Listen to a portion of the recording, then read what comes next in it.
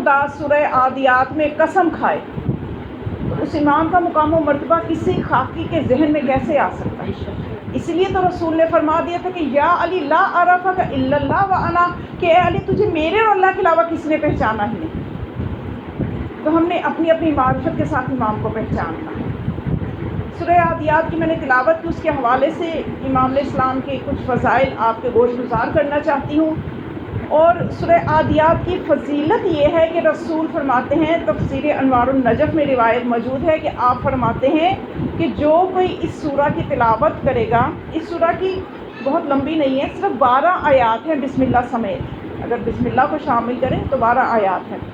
تو رسول فرماتے ہیں جو اس سورہ کی تلاوت کرے گا اس کا ثواب اتنا ہے کہ میدان مزدلفہ اور میدان عرفات، کتنے بڑے میدان ہیں، حاجیوں سے بھرے ہوتے ہیں ایام حج میں، تو رسول فرماتے ہیں کہ وہاں پہ جتنی تعداد میں حاجی آتے ہیں ان سے 10 گنا ثواب اس بندے کے لیے جو سورہ عادیات پڑھے،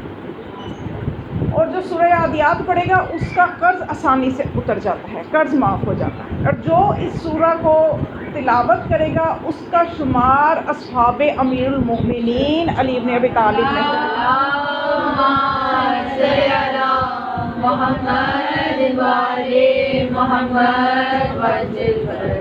اور جو کوئی اس کو کورے برتن پہ لکھے اس سورہ کو اور بارش کے پانی سے دھو لے اور اس کو تھوڑی سی شکر ملا کے مریض پیتا رہے تو اس کے درد دور ہو جاتے ہیں۔ یعنی کتنی فضیلتیں اس سورہ کی ہیں کہ جس سورہ میں مولا کائنات کے گھوڑوں کی قسم کھائی گئی ہے، تو سوچئے کہ خدا یہ فضائل یہ کیوں بتا رہا ہے، اتنی فضیلتیں اس سورہ کی ہم تک کیوں پہنچی ہیں کہ خدا چاہتا ہے کہ میرے علی کے ان گھوڑوں کا بھی ذکر لوگ کریں کہ جن کی میں قرآن میں قسم کھا رہا ہوں۔ تو سوچئے کہ مولا کائنات کا تذکرہ خدا کو کتنا محبوب ہوگا۔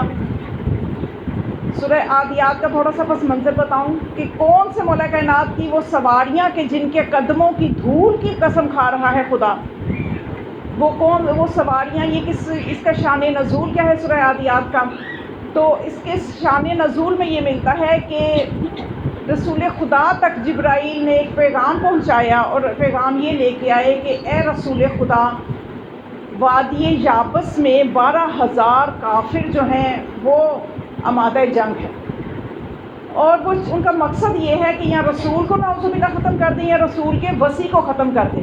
یہ نفس رسول کو ختم کر دیں۔ یہ دونوں نہیں ہوں گے تو دین خود بخود ختم ہو جائے گا، اور کسی سے ہمیں ڈر نہیں ہے، صرف یہ 2 ہستیاں ایسی ہیں جن سے ہمیں ڈر ہے۔ تو وہ 12,000 کا مشرکین کا کافروں کا لشکر وادی یابس میں جمع ہوا حملہ کرنے کے لیے۔ جبرائیل نے پہلے سے اطلاع کر دی اور یہ ساتھ حکم لے کے آئے جبرائیل کہ خدا یہ چاہتا ہے کہ آپ اس مارکے کے لیے خلیفہ اول ابن ابی قحافہ کو بھیجیں لشکر کا سردار بنا کے۔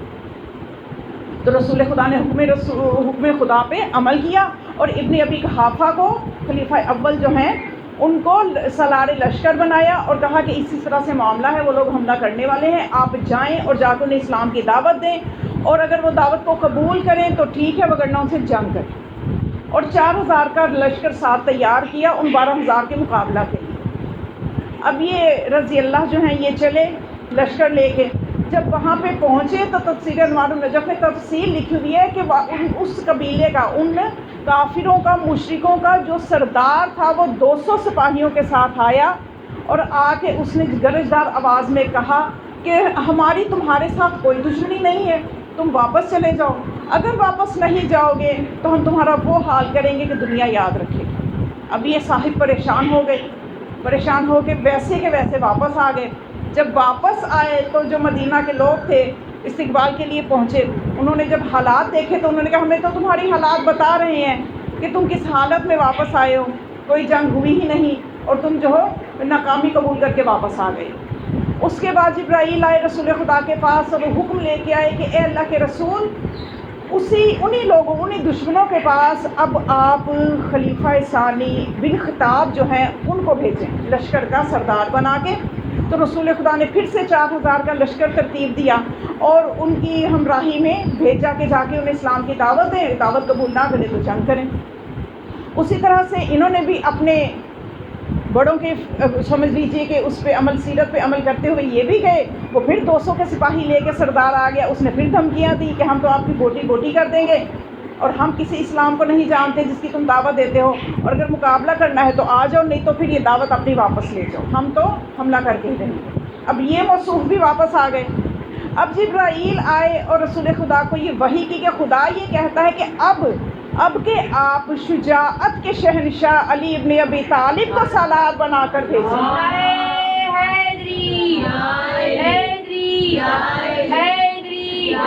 استودیو مولا علی علیہ السلام بلند تر صلوات، اللہم صلی علی محمد محمد۔ 4000 کا لشکر لے کے مولا کائنات اس وادی کی طرف بڑھے اور جا کے انہیں دعوت اسلام دی۔ انہوں نے کہا جیسے پہلے، انہوں نے سوچا جیسے پہلے چلے گئے یہ بھی چلے جائے گا، تو انہوں نے وہی دھمکی دی۔ تو اب علی علیہ السلام نے، مولا نے یہ فرمایا کہ ہم تو تمہارے ساتھ جنگ کر کے جائیں گے، یا تو تم اسلام قبول کرو یا اپنی اس فعل سے باز رہو۔ تو جب اعلان جنگ آپ نے کر دیا، جنگ کی تیاری دونوں طرف سے شروع ہونے لگی، وہ لوگ بھی جنگ پہ آمادہ تھے۔ مولا کائنات نے ایک پہاڑ کے دامن میں جو رات گزاری اور پھر صبح کی نماز اول وقت پہ پڑھ کے تو حکم دیا کہ اب جنگ کے لیے آمادہ ہو جاؤ۔ اب مولا کائنات کا لشکر ہے 4000 پہ مشتمل، وہ ہے 12000۔ اور کبھی بھی جنگ کے اصول میں یہ نہیں ہوتا کہ چھوٹا لشکر بس قلب لشکر میں گھسے۔ قلب لشکر یعنی لشکر کے وسط میں کبھی بھی چھوٹا لشکر نہیں گھستا، اس لیے کہ اس کو محصور کر لیا جاتا ہے اور ناکامی ہو جاتی ہے۔ لیکن جس کا سالار مولا کائنات ہو، وہ لشکر نہیں دیکھا جاتا چھوٹا ہے یا بڑا ہے۔ مولا کائنات نے نماز فجر جب وہاں پہ پڑھ چکا، ان کا لشکر بھی، مولا بھی اپنے گھوڑوں پہ سوار ہوئے اور تمام مجاہدین کو ثابت قدم رہنے کے لیے آپ نے ایک تقریر کی، انہیں اس چیز پہ کہا کہ آپ نے ثابت قدم رہنا ہے دشمن کے مقابلے میں۔ اور جب یہ چنگاریاں، پہاڑ، پتھروں کا پہاڑ اور گھوڑوں کے نال کے نیچے جو لوہا لگا ہوتا ہے جب وہ ٹکراتا ہے تو چنگاریاں نکلتی ہیں، اور جس رفتار کے ساتھ یہ لشکر میں گھسے تو ان چنگاریوں کی قسم اللہ نے کھائی، لشکر کے قلب میں گھسنے کی قسم اللہ نے کھائی۔ فَوَسَطْنَ بِهِ جَمْعًا، اور جب یہ لشکر گھس گیا اس کے درمیان میں، یعنی ایک ایک لمحہ جو ہے خدا اس کی داد دے رہا ہے اس جنگ کے، اس کو جنگ ذات سلاسل بھی کہتے ہیں۔ تو اب اس کی ایک ایک لمحے کی، ایک ایک فعل کی خدا سورہ عادیات میں داد دیتا ہوا نظر آ رہا ہے۔ تو جب آپ کو فتح یابی ہوئی، کچھ دشمن جو تھے وہ ڈر کے بھاگ گئے، کچھ زخمی ہو گئے، کچھ قیدی ہو گئے، کچھ مارے گئے، تو جو قیدی ہوئے ان کو آپ نے جکڑ کے لے آئے مدینے۔ تو ابھی آپ مدینے پہنچے نہیں تھے، ادھر رسول خدا نے نماز فجر میں سورہ عادیات کی تلاوت کی۔ اب لوگوں نے جو پہلی مرتبہ یہ سورہ سنا تو سوال کرنے لگے نماز کے بعد کہ یا رسول اللہ آج آپ نے سورہ الحمد کے بعد کون سا سورہ پڑھا، ہم نے تو پہلے سنا ہی نہیں۔ تو آپ نے پھر فرمایا کہ میرا علی فتح یاب ہو کے آ رہا ہے، اس کی فتح کا پیغام پہلے ہی پہنچ چکا ہے۔ تو روایت میں ہے کہ رسول خدا اتنے مسرور ہوئے کہ 3 میل مدینہ سے باہر نکل گئے استقبال کرنے کے لیے مولا علی کے لشکر کا۔ توجہ فرما رہے ہیں آپ کہ کیا فضائل ہیں، کیا مرتبہ ہے مولا کائنات کا رسول خدا کے نزدیک کہ آپ اتنی 3 میل تک آپ باہر نکل گئے اور استقبال کیا لشکر کا مولا کائنات۔ اور یہ وہ واضح فضیلت ہے مولا کائنات کی، نہ صرف یہ بلکہ بہت سے فضائل ہیں۔ اور جب انسان یہ فضائل سنتا ہے مولا کے تو ایک سوال ہر ایک کے ذہن میں آتا ہے، میرے ذہن میں بھی آیا بلکہ آتا تھا، تو اب اس کا جواب مجھے مل گیا کتاب علل الشرائع کہ سوال یہ کہ جب مولا کے واضح فضائل، واضح معجزات سب دیکھتے تھے کہ مولا کا اتنا مقام ہے، پھر بھی اس کے باوجود آپ دیکھیے تاریخ میں اکثریت جو ہے وہ باطل کے ساتھ رہی، بہت کم لوگ تھے جو مولا کائنات کی طرفدار تھے، مولا کائنات کا ساتھ دینے والے کتنے کم تھے۔ تو اس کی وجہ کیا ہے کہ لوگ دشمنی پہ ہی رہے، حالانکہ واضح معجزات دیکھتے تھے، واضح کرامات دیکھتے تھے۔ تو اس کی وجہ جو ہے وہ علل الشرائع میں معصوم یہ بتاتے ہیں کہ اس کی وجہ یہ ہے کہ مولا کائنات نے جنگیں کی، جنگوں میں باقاعدہ حصہ لیا، اور یہ جو لوگ حسد کرتے تھے ان کے چچا، ان کے باوجداد، کسی کے خالو، کسی کے ماموں، کسی کے چچا علی کے ہاتھوں قتل ہو چکے تھے، تو ان کے اندر کا بغض جو تھا وہ علی سے محبت پہ آمادہ نہیں ہونے دیتا تھا۔ اور جو باقیوں کی طرف پھر یہ مائل کیوں رہتی تھی اکثریت، آج بھی دیکھیں اکثریت کدھر کو مائل ہے، تو اکثریت ادھر کو دوسروں کی طرف مائل اس لیے رہتی تھی کہ دوسروں نے تو کسی جنگ میں ایک انگلی بھی نہیں کٹوائی،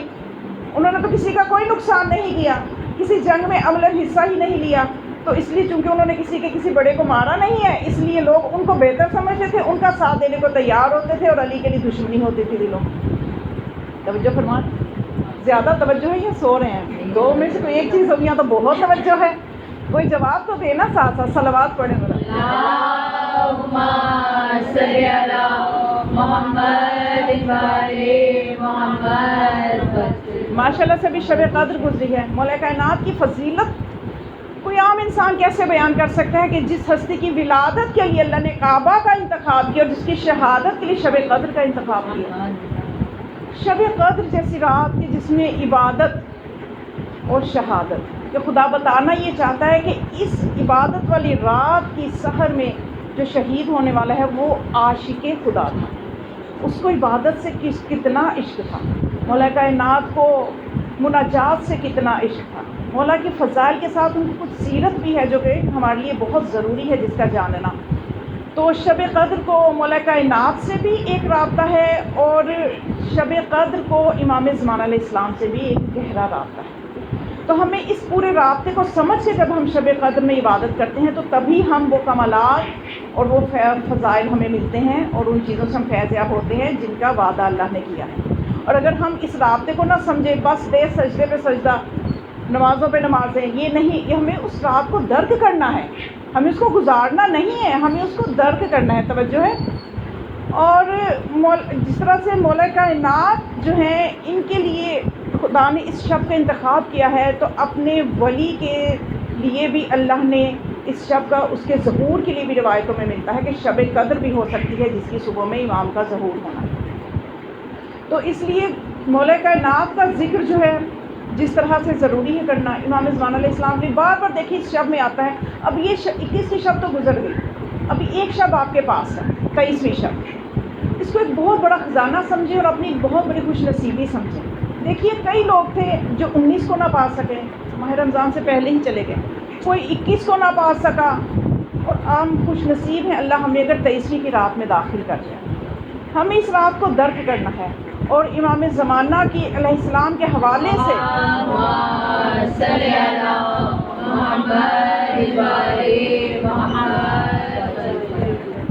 مولا کائنات کا، چونکہ یہ مولا علی علیہ السلام امام زمانہ علیہ السلام کے جد ہیں، ان کے صدقے سے موقع ملا ہے، تو میں آپ کو یہ بتا دوں کہ 23ویں شب کے لیے آپ نے شب کے شروع ہوتے ہی تیاری نہیں کرنی، بلکہ آج سے ہی اب گھر جائیں تو 23ویں شب کی تیاری شروع کر دیں۔ اگر اس شب کو پانا ہے، اگر اس شب میں اپنے امام کی زیارت کرنی ہے، اگر تجلیات کو دیکھنا ہے تو یہ ناممکن نہیں ہے۔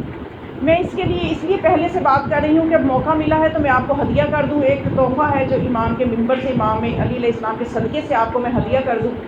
کہ یعنی 23ویں کی شب کا امام زمانہ علیہ السلام سے گہرا رابطہ ہے۔ سید حسن ابتہی فرماتے ہیں کہ یہ 1403 ہجری کی بات ہے، یعنی یہ بہت نہیں، تقریباً 40 سال پہلے کی کہنے کی بات ہے، 39 ایئر پہلے جو ماہ رمضان ہوگا۔ تو 23ویں کی شب وہ کہتے ہیں اپنی کتاب کے ملاقات امام زمان علیہ السلام میں لکھتے ہیں کہ ایک جگہ محبان علی اکٹھے ہوئے، انہوں نے 23ویں کی شب مناجات کی، توسل کیا، اور میں نے وہ سید حسن ابتہی کہتے ہیں جو کہ خود بہت بڑے عارف ہیں اور کئی کتابیں وہ امام زمان علیہ السلام پہ لکھ چکے ہیں، تو وہ یہ خود لکھتے ہیں کہ میرا یہ خود کا مشاہدہ ہے کہ میں نے دیکھا کہ اس رات کچھ توسل اس عروج پہ چلا گیا تھا مومنین کا، کہ اس مجلس میں جو مومنین اور مومنات مریض تھے ان کو اسی وقت شفا مل گئی۔ ایک لڑکی کو بخار تھا بہت، اور اس قسم کی بیماری تھی کہ اس کے گلے سے بو آتی تھی، اور اس کی اسی وقت وہ بیماری ٹھیک ہوئی۔ ایک شخص بہت زیادہ تپ میں مبتلا تھا، اس کا تپ ٹھیک ہوا، یعنی بہت سی بیمار جو وہاں موجود تھے وہ امام زمان علیہ السلام سے توسل کے صدقے میں صحتیاب ہو گئے۔ تو کہتے ہیں کہ اگلے سال 23ویں رمضان کو میں نے بھی اسی جگہ پہ دوبارہ جب میں گیا تو وہاں پہ مجمع اس طرح سے ہی تھا، مومنین اکٹھے تھے، تو کہتے ہیں کہ وہاں پہ میں نے شب قدر کے معانی بیان کرنا شروع کیے۔ 1 گھنٹے تک میں نے شب قدر کے معانی بیان کیے کہ شب قدر کیا ہے، اس کی فضیلت کیا ہے، اور یہ کتنی بابرکت رات ہے۔ اس کے معانی بیان کرنے کے بعد کہتے ہیں کہ میں نے وہاں پہ یہ کہنا شروع کیا کہ آپ لوگ اس شب کو درک کریں، اور اس شب میں آپ تجلیات کو مشاہدہ کر سکتے ہیں، اگر یہاں پہ وہ سب لوگ موجود ہوں کہ جیسے وہ امام ان کو چاہتے ہیں کہ یہ ویسے ہی ہے جیسے میں چاہتا ہوں، تو امام ضرور وہاں پہ ان کا نور ظہور ہوتا ہے۔ اور پھر میں کہتے ہیں کہ میں نے لوگوں کو بتایا کہ آج کی شب جو شخص حضرت امام زمان علیہ السلام کے دشمنوں سے جتنا دور رہے گا، ان سے دوری کا اظہار کرے گا، اتنا ہی وہ تجلیات کا مشاہدہ کرے گا۔ کیونکہ امام نہ صرف امام علیہ السلام کے دشمنوں سے دوری، بلکہ امام زمان علیہ السلام کو یہ چیز بہت محبوب ہے کہ ان کے جد علی کے دشمن کے لیے بھی جو توانائیاں صرف کرتا ہے امام زمان علیہ السلام اس کو بھی اپنی زیارت کرواتے ہیں۔ توجہ ہے، یعنی امام علیہ السلام کی اگر قرب لینا ہے تو مولا کائنات کے دشمنوں پہ لعنت بھیجے، آپ کو قرب امام زمان علیہ السلام ملے گا۔ میں ایک واقعہ آپ کو ہدیہ کرتی ہوں، کتاب نجم الثاقب میں حاجی نوری نے محی الدین سے یہ روایت کی ہے کہ وہ محی الدین یہ کہتا ہے کہ میں اور میرا باپ ہم ایک جگہ بیٹھے ہوئے تھے، کہ ایک اور شخص بھی تھا ہمارے علاوہ، ہم ایک جگہ بیٹھے ہوئے تھے کہ کچھ باتیں کرتے کرتے جیسے وقت زیادہ ہو گیا تو اس شخص کو اونگ آ گئی، اس کے سر پہ جو امامہ تھا وہ گر گیا۔ توجہ فرما رہے ہیں آپ؟ وہ امامہ جب گرا تو اس کے سر پہ زخم تھا، گہرے زخم تھے۔ تو کہتے ہیں کہ جب زخموں کے نشان تھے، جب میرے والد نے پوچھا کہ یہ زخموں کے نشان کیسے ہیں، تو اس شخص نے کہا کہ یہ زخموں کے نشان جنگ صفین میں لگے تھے، یہ جنگ صفین کے زخموں کے نشان ہیں۔ تو وہ میرے والد بہت حیران ہوئے، کہنے لگے کہ جنگ صفین تو کئی سالوں پہلے بھی مولا کائنات کی جنگ ہے، وہ انہوں نے جنگ کی تھی، تو تم تو تب ہو گئے بھی نہیں، اور یہ کہ سالوں کا صدیاں حائل ہے جنگ صفین کی اور تمہارے درمیان، تو یہ تم کیسے کہہ سکتے جنگ صفین کا زخم ہے؟ تو پھر اس شخص نے یہ بتایا کہ میں ایک دفعہ مصر کی طرف جا رہا تھا، تجارتی کام کے لیے مصر کی طرف جا رہا تھا، راستے میں ایک شخص مجھے ملا اور اس نے کہا کہ میری بھی منزل وہی ہے، تو ہم نے کہا چلو وقت اچھا نکلے گا، اور وہ میرے ساتھ سفر کرنے لگ گیا، ہم اکٹھے سفر کرنے لگ گئے، لیکن وہ مخالف فرقے سے تعلق رکھتا تھا۔ توجہ ہے، مخالف فرقے سے تعلق رکھتا تھا۔ تو جب ہم نے اکٹھا سفر شروع کیا تو راستے میں باتیں ہوتی رہی، تو اس موضوع پہ چلی گئی، تو اس شخص نے جب یہ کہا کہ اگر میں صفین کے میدان میں ہوتا تو اپنی تلوار کو علی اور اصحاب علی کے خون سے رنگین کرتا۔ تو یہ کہتے ہیں مجھے بھی جلال آ گیا، میں نے کہا کہ اگر میں صفین میں ہوتا تو میں اپنی تلوار کو حاکم شام اور اس کے دوستوں کے خون سے رنگین کرتا۔ تو اتنے میں وہ شخص جوش میں آ گیا اور کہنے لگا اگر ایسی ہی بات ہے تو چلو ہم ابھی سے آزما لیتے ہیں کہ اگر ہم صفین میں ہوتے تو کیا کرتے، تم علی والے ہو، میں حاکم شام کا بندہ ہوں، چلو نکالو تلوار۔ تو یہ کہنے لگا میں چاہتا نہیں تھا کہ اس کے ساتھ میں آمادہ جنگ ہوں، میں آمادہ جنگ نہیں تھا، میں لڑنا نہیں چاہتا تھا، کیونکہ وہ جسمانیت کے اعتبار سے، جسم کے اعتبار سے میرے سے بہت زیادہ قوی تھا۔ اور کہتے ہیں کہ جب اس نے اس طرح للکارا تو پھر علی کا چاہنے والا ہو اور للکار کا جواب کیوں نہ دے، تو کہنے لگا کہ میں نے بھی اپنی تلوار نکال لی، تو یہاں تک کہ اس کو بھی میں نے کافی زخمی کیا، لیکن مجھے کچھ زیادہ ہی زخم آئے کہ میں بے ہوش ہو گیا۔ جب میں بے ہوش ہو گیا تو میں نے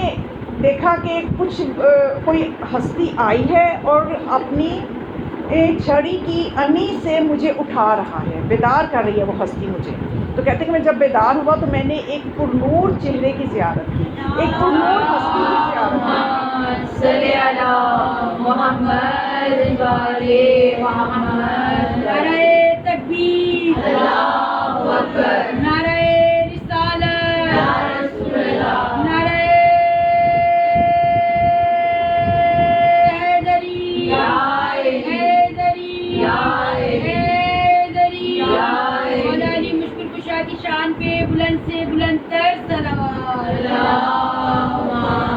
صلی اللہ محمد والے محمد۔ تو وہ کہنے لگا کہ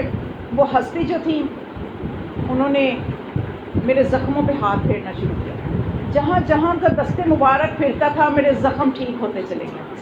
اور میں سمجھ گیا کہ یہ کوئی معمولی ہستی نہیں ہے، یہ میرے زمانے کا امام، مجھے پتہ چل گیا۔ اور اتنے میں نے دیکھا کہ وہ چلے گئے، اور کچھ دیر کے بعد میں دیکھا وہ نشیب سے، یعنی پہاڑ کے نشیب سے برآمد ہوئے، اور ان کے ہاتھ میں پیالہ تھا، پانی کا پیالہ تھا جو انہوں نے مجھے پیش کیا، اور ایک ہاتھ میں میرے دشمن کا سر تھا، اور مجھے یہ فرمانے لگے کہ یہ، اور ساتھ وہ اس کا گھوڑا بھی تھا، اس کی زین سمیت اس کا گھوڑا تھا، اور وہ لا کے وہ چیزیں میرے حوالے کی کہ یہ مال غنیمت ہے، یہ اس کے تم حقدار ہو، اور یہ ہے میرے اور تمہارے مشترکہ دشمن کا سر، یہ ہے ہمارے دشمن کا سر، اور تم نے فتح یابی حاصل کی ہے، اور آئندہ کوئی تمہارے زخموں کے بارے میں پوچھے تو کہنا یہ صفین کی جنگ میں لگے۔ اتنا بڑا اعزاز اس کو ملا. تو یہ آج اگر ہم مولا علی کے لیے ذکر، ان کے ذکر کے لیے اکٹھے ہوتے ہیں، سوچے سب سے پہلے ہمارے زمانے کا امام جو وارث ہے اس ذکر کا، وہ کتنے خوش ہوتے ہیں. تو اس لیے وہ سید اب درمیان میں واقعہ آ گیا تو میں نے سنا دیا، اسی واقعہ کو میں پورا کروں گی کہ 23ویں کی شب ہم نے کیسے اس کو درک کرنا ہے. تو سید حسن ابتہی کہتے ہیں کہ میں نے اس طرح سے بتایا کہ جتنا کوئی عام حضرت کے دشمنوں سے دوری کرے گا اتنا ہی اس کو تجلیات کا مظاہرہ، اس کے ظاہر ہوں گی تجلیات. تو کہتے ہیں کہ میں نے پھر ساتھ لوگوں کو یہ بھی بتایا کہ یہاں پہ ضرور امام کا نور جو ہے وہ ظہور کرے گا، لیکن ہر کوئی اپنی معرفت کے حساب سے مشاہدہ کرے گا. ہو سکتا ہے کسی کو امام علیہ السلام کی مناجات کی لذت سنائی دے، ان سے ان کی لذت حاصل کرے مناجات کی. ہو سکتا ہے کوئی ان کی خوشبو کو پا لے، ہو سکتا ہے کوئی ان کی آواز سے مسرور ہو جائے، ہو سکتا ہے کوئی ان کے نور کو دیکھ لے، ہو سکتا ہے کوئی ان کی باقین وجود مقدس کی زیارت کر لے. یہ سب کچھ انسان کی اپنی معرفت پہ ہے. تو یہ ساری باتیں کہتے ہیں کہ ہوتی رہی کہ اتنے میں توسل امام علیہ السلام سے لوگوں نے اتنا گہرا توسل شروع کر دیا جب نے امام علیہ السلام کا یہ تذکرہ کیا نا کہ اس جگہ پہ ہو سکتا ہے.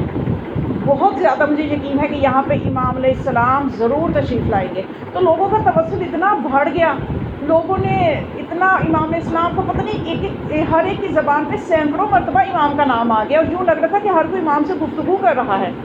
اتنا امام علیہ السلام کے ساتھ ان کا رابطہ مضبوط ہو گیا، ہر کوئی پکارنے لگ گیا. استغاثے کی آوازیں اتنی بلند ہو گئیں کہ وہ بندہ جس نے جو انتظامیہ میں تھا، جس نے اس انتظام کو، وہاں کے محفل کے انتظام کو درست رکھنا تھا، اس کی آواز کو کوئی سن ہی نہیں رہا تھا. یہاں تک کہ پھر اس نے اونچی آواز میں یہ کہنا شروع کر دیا کہ تم سب کو خدا کی قسم اگر کسی کو امام کی زیارت ہو تو میرا سلام پہنچا دے.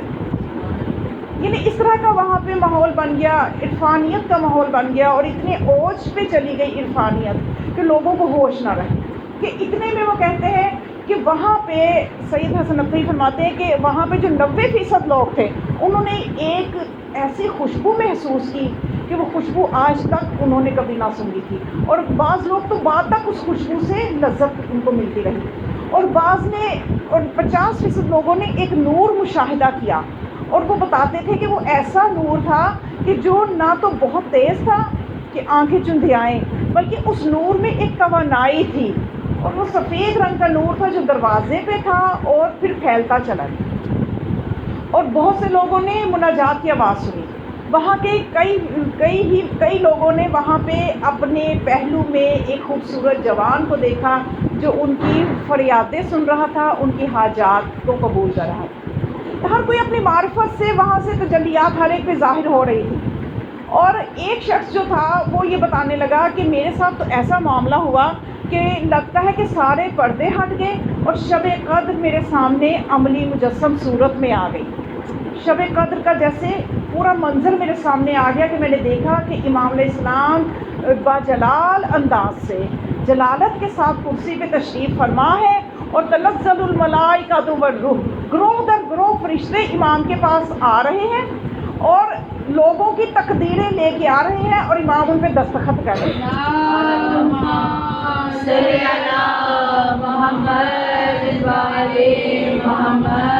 اور امام کے پاس وہ روح الامین، وہ روح جو امام کے ساتھ خلق ہوا، وہ فرشتہ جو روح ہے. تنزل الملائکۃ والروح،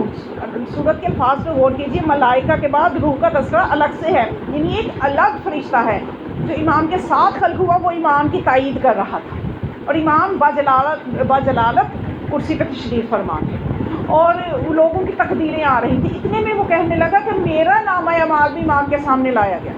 تو کہتا ہے کہ میں پریشان ہو گیا کہ میں نے تو بڑے گناہ کیے تھے، میرا نامہ اعمال سیاہ تھا، میں پریشان ہو گیا. تو میں نے کیا کیا کہ وہ کہتا ہے کہ میں نے امام کے دامن کو چومنا شروع کیا، ان کے ہاتھوں کے بوسے لینا شروع کیے، ان کے آگے میں نے منتیں کرنا شروع کر دی، استغاثے کرنا شروع کر دی کہ مولا میری بدیوں کو نیکیوں میں بدل دیں. آپ دعا میں پڑھتے ہیں نا کہ ایسی نیکی، یعنی یہ رات جو ہے ایک دعا ہے نا جس میں بار بار ہی تذکرہ ہے کہ یہ وہ راتیں ہیں، شب قدر وہ ہے کہ بدیوں کو نیکیوں میں خدا بدل دیتا ہے. اور رسول فرماتے ہیں کہ بدبخت ہے وہ شخص کہ جو ان شبہ کو پا لے اور پھر بھی یہ کہے کہ میرے گناہ نہیں بخشے گئے. وہ شقی ہے، وہ بدبخت ہے. اس لیے یقین کیجئے کہ جس نے اس شب کو پا لیا ہے اس کے گناہ بخشے گئے ہیں. توجہ ہے. تو اب یہ شخص کہتے ہیں کہ میں نے امام کے بوسے لینا شروع کیے، ہاتھوں کے بوسے، کہ میری بدیوں کو نیکیوں میں بدل دیں،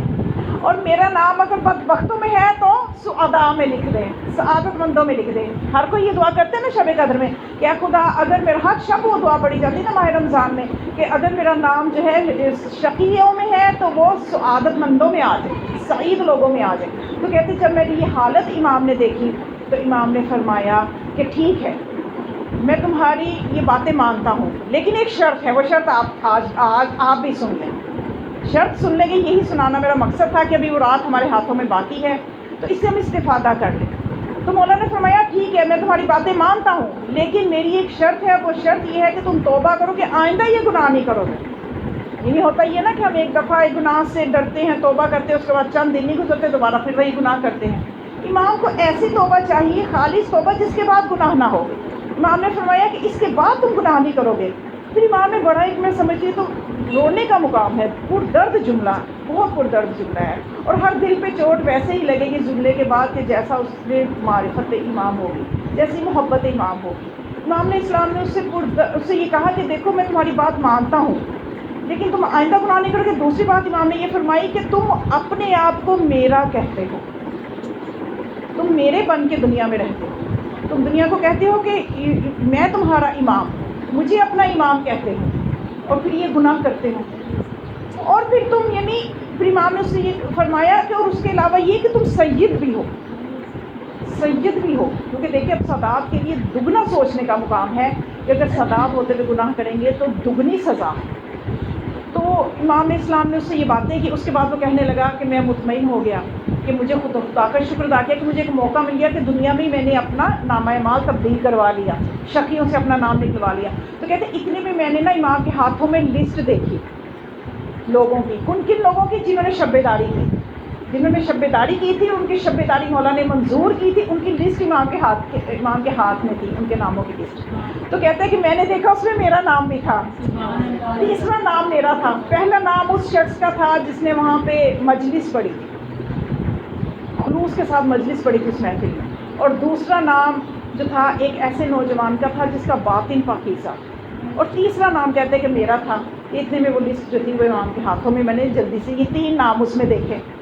اچھا اب ان سب لوگوں نے یہ تجلیات کا مشاہدہ کیا، لیکن اس پوری محفل میں صرف ایک شخص ایسا تھا جسے کوئی تجلی ظاہر نہ ہو، جس نے کچھ مشاہدہ نہ کیا۔ وہ رونے لگا، اور جب یہ محفل ختم ہوئی تو وہ رونے لگا کہ ایک فقط میں ہی کیوں رہ گیا، اور وہ عالم دین بھی تھا، وہ عالم دین تھا، اس نے کوئی مشاہدہ نہ کیا۔ تو وہ کہنے لگا کہ میں بہت رویا۔ وہ سید حسن اپنے بتاتے ہیں کہ اس نے پھر بعد میں بتایا کہ میں 23ویں کی شب سے لے کے 23ویں کا آگے روزے کا پورا دن 24ویں کی نصف شب تک میں پریشان رہا کہ مجھے امام نے کچھ بھی نہ کوئی خوشبو کی لذت، نہ کوئی آپ کی مناجات کی لذت سن سکا، مناجات کی آواز سن سکا، نہ ان کی لذت محسوس کر سکا، کچھ بھی نہ میں دیکھ سکا۔ تو کہتے پھر 24 کی جب آدھی رات گزری تو ان ساری محفل میں جتنے لوگ تھے انہوں نے جتنا مشاہدہ کیا تھا وہ سارے کا سارا مشاہدہ میں نے اکیلے نہیں کیا، مجھے اکیلے پہ مولا نے پھر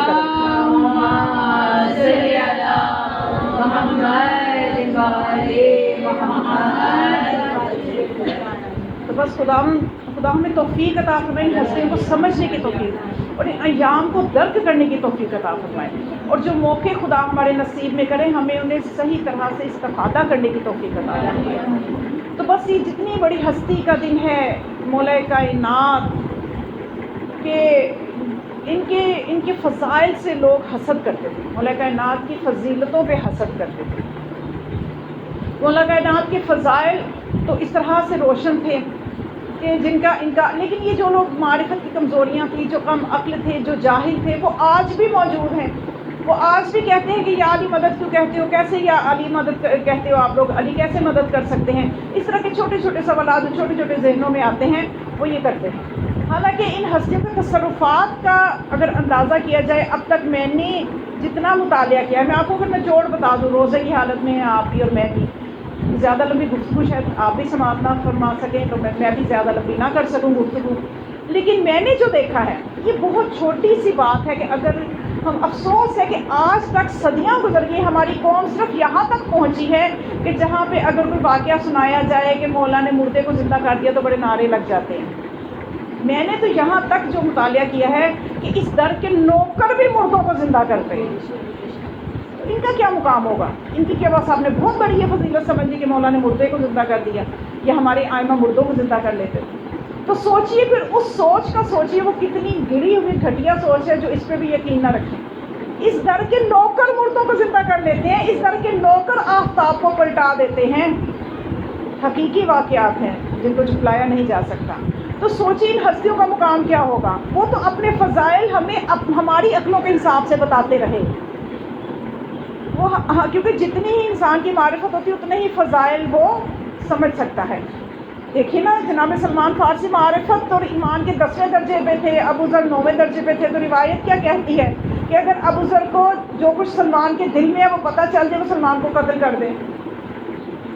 یہ معرفت اور ایمان کے ساتھ انسان قبول کرتے نا، اتنا ہی ظرف میں جاذبیت اتنی ہی کر سکتا ہے نا ظرف پہ، جتنا وہ پاکیزہ ہوگا، جتنا وہ بامعرفت ہوگا۔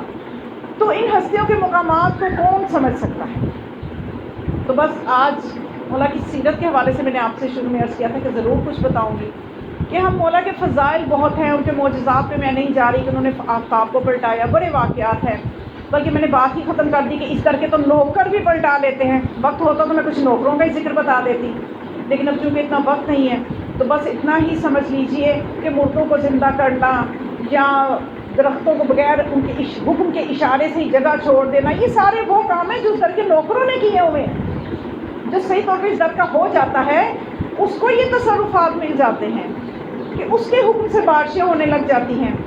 تو ہم ان ہستیوں کے لیے یہ فضائل سن کے سمجھتے ہیں ہم نے ان کی بڑی فضیلت اور بڑی معرفت اپنے اندر پیدا کر لی، اور افسوس ان لوگوں پہ کہ جو پھر بھی معرفت پیدا نہیں کر پاتے اور شک و شبہ میں رہتے ہیں۔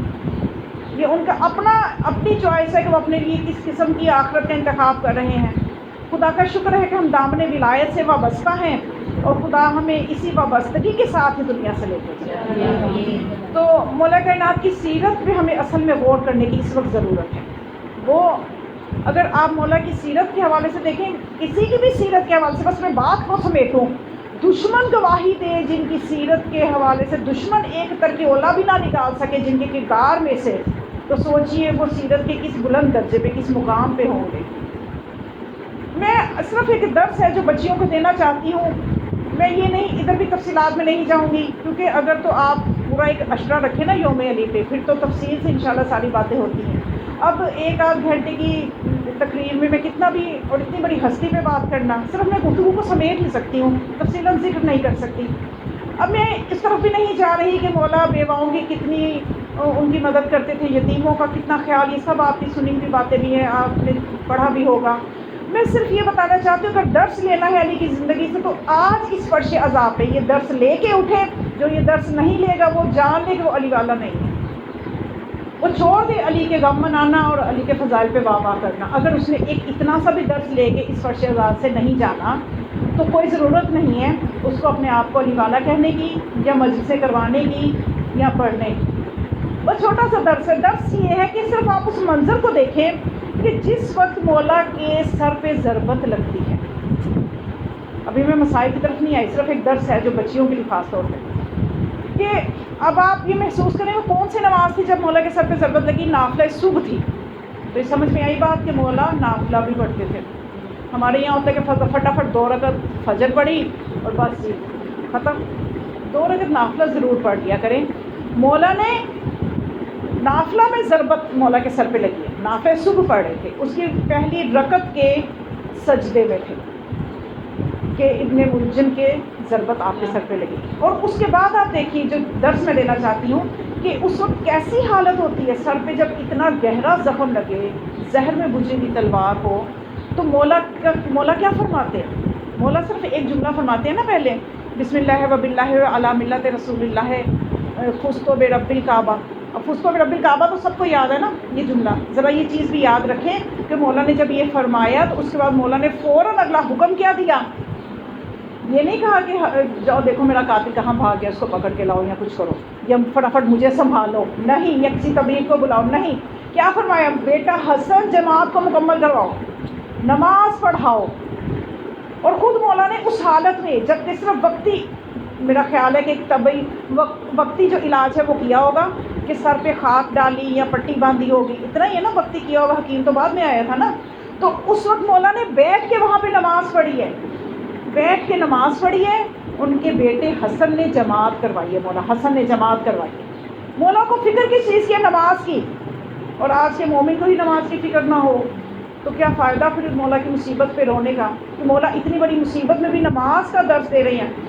اور نماز کو اول وقت پہ، یہ بھی توجہ کرنے کی ضرورت ہے. ایسا نہیں کہ مولا نے فرمایا کہ ابھی نماز رہنے تو فجر 1.5 گھنٹہ تو رہتا ہے نا ٹائم فجر کا، 1.5 پونے 2 گھنٹے، مجھے ذرا پہلے پٹی کر دو یا تھوڑا سا امام نہ سمٹے تو اس کے بعد فجر پڑھو. نہیں، آپ نے بیٹا حسن پہلے نماز پڑھاؤ. یعنی مولا دوسرا درس یہ دے رہی ہے کہ علی والا اول وقت میں نماز پڑھے گا، اول وقت میں پڑھے گا. اور نماز کا حق بھی یہی ہے، حق میں کہہ رہی ہوں نماز کا. یہ نہیں ہے کہ اچھا ابھی یہ برتن دھو لوں، ابھی یہ مہمان چلے جائیں، ابھی میں جلدی بازار سے ہو آؤں. نہیں، پہلے نماز. اور ہمارے معاشرے میں ہوتا یہ ہے کہ جو نماز پڑھتی ہیں ہم یہ دیتے ہیں نا، اس کے لیے اس کو ایک قربانی بھی دینا پڑتی ہے. کیونکہ مولا فرماتے ہیں کہ مومن جو ہے نا، اس کا ایمان ترازو کی طرح ہے، جتنا ایمان بڑھے گا اتنی آزمائش ساتھ ساتھ بڑھے گی. اب کوئی نماز کو زیادہ توجہ دیتا ہے یا اول وقت میں سارے کاموں کو، تو اس کو باتیں معاشرہ کرنے لگتا ہے. لو جی یہ تو زیادہ نمازی بن رہی ہے، اتنی بھی کیا جلدی ہے، پہلے یہ کر لو، نماز کے بھاگے جا رہی ہے. حتیٰ کہ اور بھی باتیں کہ جو ممبر سے زیب نہیں دیتی، جو میں آپ کو بتاؤں، آپ کو پتہ ہی ہوگا. تو یعنی یہ چیزیں ہیں، لیکن آپ نے ان کو بھی ایک طرف رکھنا ہے. کیونکہ جب میں نے بتایا نا مومن جو ہے میزان اس کے ترازو کی طرح اس کا ایمان، جتنا ایمان بڑھتا ہے اتنا آزمائش بڑھتی ہے. تو یہ وہ درس ہے جو مولا کی شہادت میں نماز کا درس. تو بس مومنات، یہ آج کی بھی 21ویں کی افطاری ہوگی.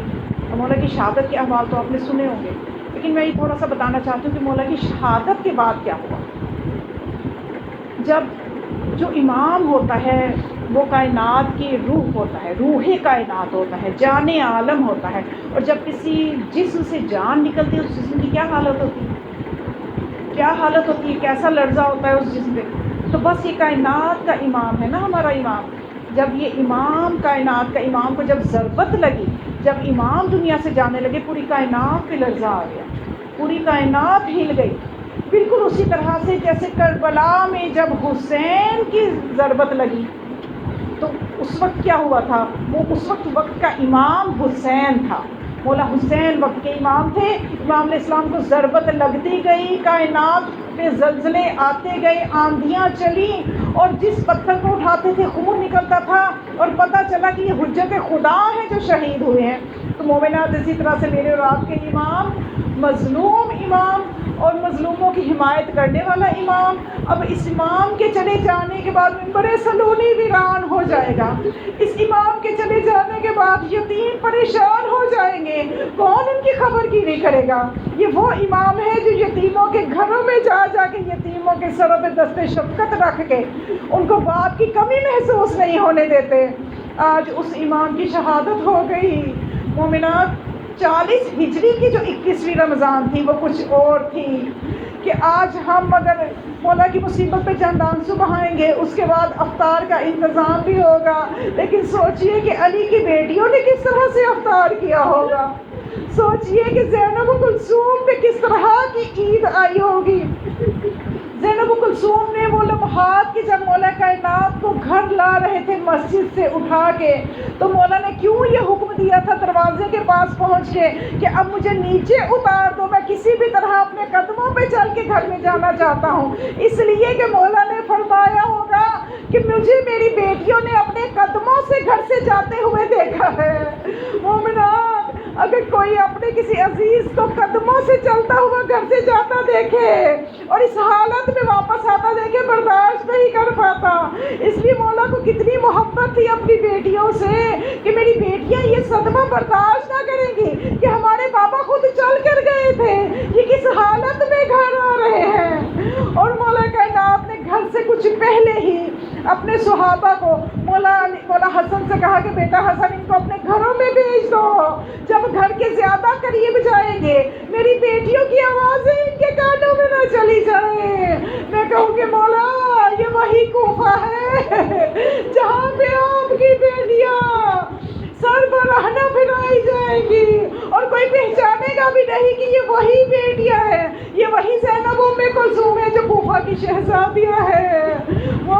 مولا کائنات جب گھر کے اندر انہوں نے 3 دن گزارے، یہ جو 48 گھنٹے کا وقت ہے مولا کائنات کی زندگی میں، یہ ایک طرف ہے، مولا کائنات کی باقی زندگی ایک طرف ہے۔ یہ 48 گھنٹے بہت ہی اہم ہے مولا کی زندگی کے، یہاں تک کہ ایک وقت ایسا آ گیا کہ مولا حسن کو آپ نے باہر بھیجا کہ بیٹا حسن جا کے سب کو بھیج دو کہ اپنے اپنے گھروں کو چلے جائیں، اب میں مزید ملاقات نہیں کر پاؤں گا۔ کہ جب مولا حسن نے سب کو بھیج دیا، اپنے بابا کا اعلان سنا دیا، لیکن کچھ دیر کے بعد جب رات گہری ہو گئی تو باہر آ کے دیکھا کہ اسبغ بن نباتہ جو ہے وہ نہیں گیا،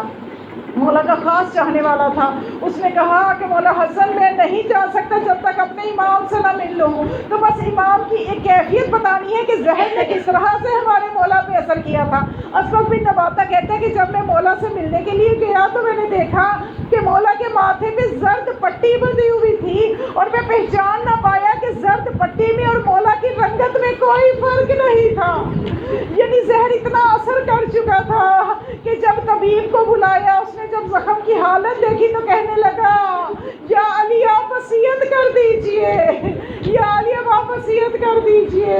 میں کہتی ہوں کہ زینب ام کلثوم میری ام المصائب بی بی زینب پہ کیا گزری جو خندق پاک کو رونے والی ہے۔ ابھی تک تو ماں کے زخم باقی ہے، ابھی تو یہ وہ زینب ہے جو ماں کو بھی پٹیاں کرتی رہی۔ آج بابا کی ایسی حالت دیکھ کے وہ زینب جو بابا سے ہم کلام ہونے کی جرت نہ رکھتی تھی، آج دل میں حسرت ہوگی کہ بابا ایک مرتبہ آنکھیں تو کھولے۔ آج بیٹی کلام کرنا چاہتی ہے اور آپ کلام نہیں کر رہے۔ یہاں تک کہ